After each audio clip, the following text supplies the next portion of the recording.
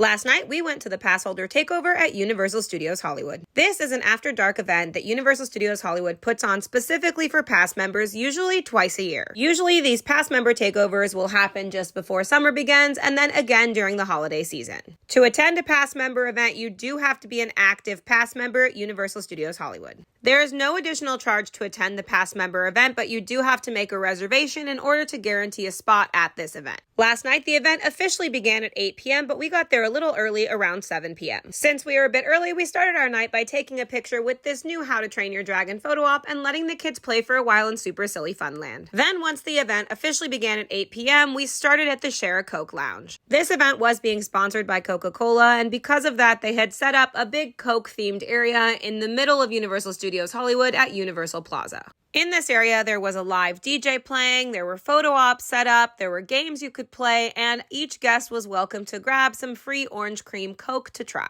Once we were done in the Coke Lounge, we asked the kids what they wanted to do first, and they picked the studio tour. And on our way to the studio tour, we did make a quick stop to say hi to Poppy. And I do quickly want to mention, while I show you some clips from the studio tour, that one of the best things about these pass member takeover events is that usually the crowd levels are pretty low unless you're in one of the specialty offering areas, so you can get on rides pretty easily without long lines during these special after hours events. We also don't usually ride the studio tour after dark, so it was pretty cool to do this experience at night, and everything looks a little creepier after dark on the studio tour. Once we were done with the studio tour, the kids were ready to head down to the lower lot. And our first spot down in the lower lot was Super Nintendo World, where the kids wanted to meet Mario and Luigi. Most of the time, the characters in Super Nintendo World are kind of hard to meet because they're incredibly popular and their lines cap quickly, so it was nice to be able to meet these characters during this pass member event. Then the kids wanted to go on Mario Kart Bowser's Challenge, which only had a 20-minute wait, which is very short for this ride, which is popular and generally has a much longer line. After we won Mario Kart, which the kids were very excited about, we left Super Nintendo World and went out to meet Bumblebee. Then for our last ride of the night, the kids convinced us that we should go on Jurassic World, even though it was cold and I don't usually like water rides.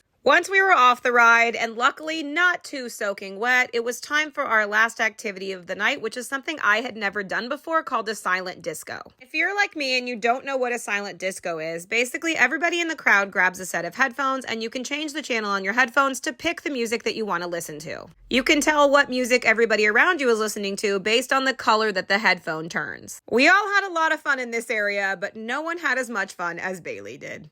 Overall, our whole family did have a really great night at this pass member takeover event, and I do want to say that I really appreciate that Universal Studios Hollywood does these events a couple times a year to show their pass members how much they appreciate them.